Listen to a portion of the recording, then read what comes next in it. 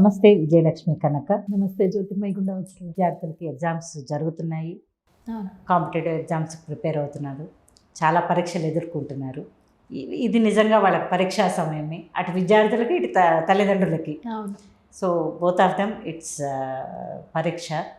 ఇలాంటి చాలా ఒత్తిడిలో ఉంటారు, ప్రెషర్లో ఉంటారు పిల్లలు కానీ తల్లిదండ్రులు కానీ.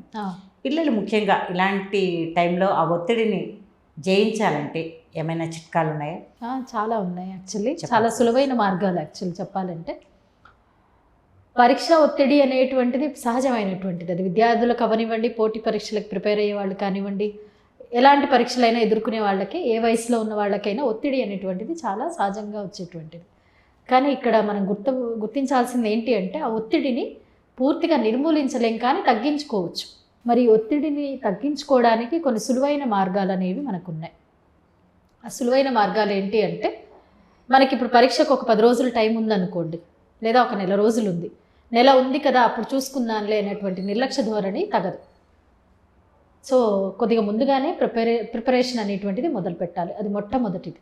అంటే రేపు ఎగ్జామ్ అయితే ఇవాళ నైట్ బ్యాటింగ్ చేసేవాళ్ళు కొంతమంది ఉంటారు. అది తప్ప రైటా అనే దానికన్నా కొద్దిగా ముందుగా స్టార్ట్ చేస్తే ఏమవుతుంది అంటే, మనము స్ట్రెస్ ఫ్రీగా చదువుకోవచ్చు. స్ట్రెస్ లేకుండా చదువుకొని దాన్ని అర్థం చేసుకునేటువంటి సమయం అనేది ఉంటుంది. ఎప్పుడైతే సమయం తక్కువ ఉంటుందో ఆ సమయాభావంలో మనం సగం చదివి సగం గుర్తుపెట్టుకొని అంత టెన్షన్ అయిపోతుంది. కాబట్టి ఎర్లీగానే స్టార్ట్ చేయాలి. రెండవ ముఖ్యమైనటువంటి విధానం ఏంటి అంటే, కొన్ని లైక్ లెర్నింగ్ టెక్నిక్స్ అనేటువంటివి వాడాలి. లెర్నింగ్ టెక్నిక్స్ అంటే మరి ఇందులో ఏంటి అంటే, ఒకటి మనం రీకాల్ పద్ధతి ఒకటి ఉంటుంది. తర్వాత స్పేస్డ్ రిట్రీవ్ అంటాం. స్పేస్డ్ అంటే కొత్త గ్యాప్ ఇచ్చి మళ్ళీ చదివింది మననం చేసుకోవడం అన్నమాట. సో ఇది ఒకటైతే, అంటే స్పేస్ రిట్రీవింగ్ ఒకటి అండ్ రీకాలింగ్ పద్ధతి ఒకటి. మూడవ ముఖ్యమైనటువంటి పద్ధతి టీచింగ్. అంటే మనం ఏదన్నా పోటీ పరీక్షకి ప్రిపేర్ అవుతున్నప్పుడు మనం చదివేటువంటి అంశాన్ని ఎవరికైనా బోధించడం ద్వారా దాంట్లో పట్టు అనేది దొరుకుతుంది. టీచింగ్ అనేది చాలా ఎఫెక్టివ్గా మనకి రిజల్ట్ ఇచ్చేటువంటి ఒక టెక్నిక్, లెర్నింగ్ టెక్నిక్.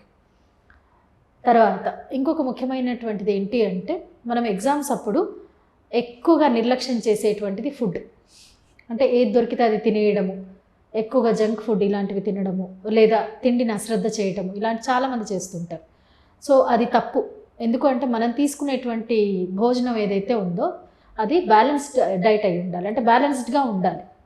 బ్యాలెన్స్డ్ అంటే అన్నీ ఉండాలి, అందులో ప్రోటీన్ ఉండాలి, కార్బ్స్ ఉండాలి, తర్వాత కొంత విటమిన్స్ రావాలి మనకి, అన్నీ ఉండాలి, మినరల్స్ ఉండాలి. ఎందుకు ఉండాలి అంటే, ఎప్పుడైతే మనం ఫుడ్ అనేటువంటిది నిర్లక్ష్యం చేస్తామో, లేకపోతే ఏది దొరికితే అది తింటామో, సో దానివల్ల ఏమవుతుంది అంటే మనకి జీర్ణక్రియకి సంబంధించినటువంటి ఏదైనా ఇంబ్యాలెన్సెస్ రావచ్చు, గట్ హెల్త్ పాడవచ్చు. సో అప్పుడు మన కాన్సన్ట్రేషన్ అనేటువంటిది తప్పకుండా మిస్ అవుతుంది. కాబట్టి తీసుకునేటువంటి ఆహారం సమతుల్యంగా ఉండాలి. అండ్ ఇంకొకటి, టైం టు టైం భోజనం చేయగలగాలి. టైం అనేది మిస్ చేయకూడదు చదువులో పడి. సో ఆ పూటకి అది తినవలసిన ఎంతో కొంత మన పొట్టలోకి వెళ్ళడం అనేది మనం చూసుకోవాల్సినటువంటి ఇది ఉంది. అండ్ కొంతమంది చాలామంది ఎగ్జామ్స్ అనగానే స్ట్రెస్ ఉంది అని చెప్పేసి, లేదా హెడేక్ వస్తుందని చెప్పి ఎక్కువగా కాఫీలు అవి తాగేస్తుంటారు, టీలు కాఫీలు. చాలా దురలవాటు. ఏమవుతుంది అంటే, యాక్చువల్లీ కెఫెన్ అనేటువంటిది లేదా ఈ షుగర్స్ అనేటువంటివి ఆందోళనని పెంచుతాయి. ఆ సమయానికి తగ్గించినట్టుగా ఉంటుంది, కానీ కొంత సమయం అయ్యాక అది పెరుగుతుందన్నమాట. కాబట్టి కెఫెన్ ఇంటేక్ అనేటువంటిది తగ్గాలి, షుగర్స్ కూడా ఇంటేక్ తగ్గాలి. వీటి మీదకి అసలు మనం వెళ్ళకూడదు. ప్రాసెస్డ్ ఫుడ్ కానీ జంక్ ఫుడ్ వైపు తొంగి చూడకూడదు. తర్వాత కరెక్ట్గా నిద్ర ఉండాలి. నెక్స్ట్ పాయింట్ ఏంటి అంటే, నిద్ర అనేది కరెక్ట్గా ఉండాలి. అది మీరు రెస్ట్ తీసుకునే 1 అవర్ కానివ్వండి, 2 అవర్స్ కానివ్వండి, మీరు ప్రాపర్గా క్వాలిటీ రెస్ట్ అనేది ఇంపార్టెంట్ అనమాట. సో క్వాలిటీ రెస్ట్ తీసుకున్న తర్వాత మళ్ళీ మైండ్ ఫ్రెష్ అవుతుంది. తర్వాత మళ్ళీ మీరు చదవడం మొదలు పెట్టచ్చు. ఇంకొకటి, ఇది వినడానికి కొంత వింతగా ఉన్నా కూడా చాలా ఇంపార్టెంట్ థింగ్ ఏంటి అంటే, మన చుట్టూ ఉండేటువంటి పరిసరాలని శుభ్రంగా పెట్టుకోవాలి. ఎందుకంటే మనం ఇప్పుడు ఫర్ ఎగ్జాంపుల్ ఈ రూమ్లో చదువుకుంటున్నాం, ఈ రూమ్ నిండా చెత్తే ఉందనుకోండి, మన పుస్తకాలు, బట్టలు, అవి ఇవి, ఇదంతా క్లటర్గా ఉంటే నెగిటివ్ ఎనర్జీ వస్తుంది తప్పించి పాజిటివ్ ఎనర్జీ రాదు. సో ఫస్ట్ మనం ఉన్నటువంటి సరౌండింగ్స్ డీక్లటర్ చేసుకోవాలి, నీట్గా ఉంచుకోవాలి. ఇది చాలా ఇంపార్టెంట్ థింగ్ అనమాట. ఎందుకంటే మనం ఎప్పుడైతే మనం ఉన్నటువంటి ఎన్విరాన్మెంట్ని నీట్గా పెట్టుకుంటామో పాజిటివ్ వైబ్స్ వస్తాయి. ఒకటి, ప్లెజెంట్గా ఉంటే మన మైండ్కి కూడా ప్లెజెంట్నెస్ అనేది వస్తుంది అండ్ మనం నేర్చుకునేటువంటి విద్య మీద ఫోకస్ చేయగలుగుతాం. అంతేకాని ఒకవైపు తిన్న చెత్త చెదారం వేసాం, డస్ట్బిన్ స్టింకింగ్, అది స్మెల్ వస్తుంది, ఒకవైపు బట్టలు, ఇదంతా నెగిటివ్ ఎనర్జీ లాగే ఉంటుంది, చిరాకుగా ఉంటుంది. సో డీక్లటర్ చేసుకోవడం చాలా ఇంపార్టెంట్. ఇది ముఖ్యంగా విద్యార్థులు లేకపోతే కాంపిటేటివ్ ఎగ్జామ్స్ ప్రిపేర్ అయ్యే వాళ్ళకి నేను చెప్పేటువంటి ఒక ఇంపార్టెంట్ సూచన. టైం తీసుకోండి, ఒక అర్ధగంట గంట తీసుకొని ముందు మీరు ఉండే ప్లేస్ని డీక్లటర్ చేయండి, చాలా ఇంపార్టెంట్. నెక్స్ట్, లైట్ మ్యూజిక్ ఏదన్నా వినాలి. దానివల్ల ఏమవుతుంది అంటే మనసు తేలిక అవుతుంది. మనకిష్టమైనటువంటి ఏదన్నా ఒక మ్యూజిక్ కొంచెం సమయం వినడం ద్వారా మైండ్ రీఫ్రెష్ అవుతుందన్నమాట. మళ్ళీ మనం చదవాల్సిన ఎనర్జీ అనేది గెయిన్ చేయగలుగుతాం. మరి ఎగ్జామ్స్ టైంలో మ్యూజిక్ వినమంటుంది ఏంటి ఈవిడ అంటే, మనం అలా కంటిన్యూస్గా చదువు అంటాం కదా, సో మన నోరు చదువుతూ ఉంటుంది, కళ్ళు చూస్తుంటాయి, కానీ అది బ్రెయిన్లోకి వెళ్ళదు చాలాసార్లు. అది నిజంగానే మనకు ఉపయోగపడాలి. బ్రెయిన్ రిలాక్స్ కోరుకుంటుంది.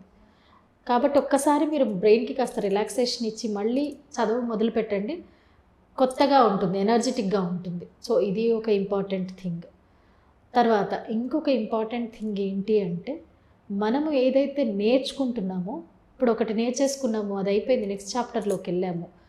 సో ఈ నెక్స్ట్ చాప్టర్లోకి వెళ్ళే కన్నా ముందు నేర్చుకున్న దాన్ని ఇంకొకసారి మననం చేసుకునేటువంటి అవసరం చాలా ఇంపార్టెంట్. ఎందుకంటే మనం ఒక 10 వరుసగా చదువుతున్నాము, మనం 10వ దానికి వచ్చేసరికి మొదటిది మర్చిపోకూడదు, అప్పుడు ప్రయోజనం ఉండదు కదా. సో ఆ మొదటిది మననం చేసుకొని 2వ దానికి వెళ్ళడం, ఇలా రీకాలింగ్ పద్ధతిలో మనము చదువు అనేది కొనసాగించాలి. ఇది చాలా ఇంపార్టెంట్. అండ్ మనం రాసుకునేటువంటి నోట్స్ పెట్టేసుకొని ఇంపార్టెంట్ పాయింట్స్ అవుట్ చేసుకోవడం, ఆ పాయింట్స్ని రీకాల్ చేసుకోవాలి. నేను అనేది టాపిక్ అంతా చదవక్కర్లేదు. సో నెక్స్ట్ టాపిక్లోకి వెళ్ళే ముందు ఈ పాయింట్స్ మనం ఒకసారి రికాల్ చేసుకుంటే, సో దానివల్ల ఏమవుతుందంటే మనకి మెమరీ అనేది కొద్దిగా లాంగ్ లాస్టింగ్ మెమరీలోకి వెళ్ళిపోతాయి అన్నమాట. సో ఇదొక టెక్నిక్. ఇంకొక ఇంపార్టెంట్ టెక్నిక్ ఏంటి అంటే, మనము ఏదైనా సరే ఫ్లాష్ కార్డ్ రూపంలో లేకపోతే పిక్చర్స్ రూపంలో మన బ్రెయిన్ బాగా గుర్తుపెట్టుకుంటుంది. సో మనం ఒక మైండ్ మ్యాపింగ్ అనేది చేసుకొని, మనం చదువుకున్న దాన్ని మైండ్ మ్యాప్ లాగా చేసుకొని, బుల్లెట్ పాయింట్స్ లాగా అలాంటివి చేసుకోవటం వల్ల కూడా మంచి ఉపయోగం ఉంటుందన్నమాట. ఏదో పాత పద్ధతిలో బట్టి పట్టడం ఇలా కాకుండా.